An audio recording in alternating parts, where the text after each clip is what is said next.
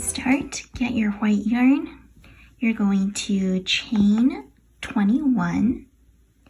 So that's 1, 2, 3, 4, 5, 6, 7, 8, 9, 10, 11, 12, 13, 14, 15, 16, 17, 18, 19, 20, and 21. After you have your 21 chains, you're going to get the yarn color you want or you've been using for your doll's dress. I'm using this pink yarn here. And what you're going to do is you're going to insert your hook into the second chain from the hook. So here's my second chain. I'm going to insert my hook there, and I'm going to pull the pink yarn through for a slip stitch. Like so. Then I'm going to slip stitch across in each of these chains.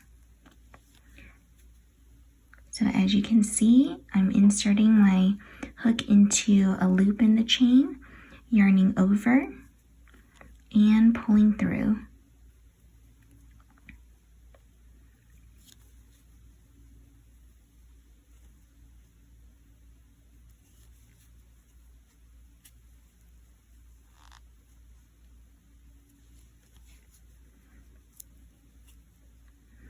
You are going to work this slip stitch in each chain all the way across until you reach the very end of the chain.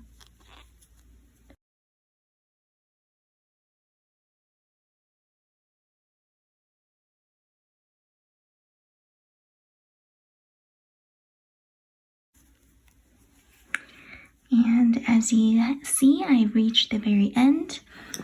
At the end, you are simply going to fasten off with a long tail for sewing.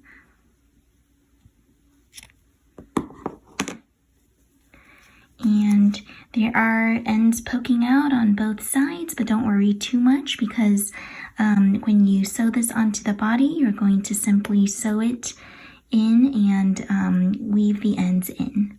If you'd like to see how it looks on the body, you're going to have it wrapped around like so.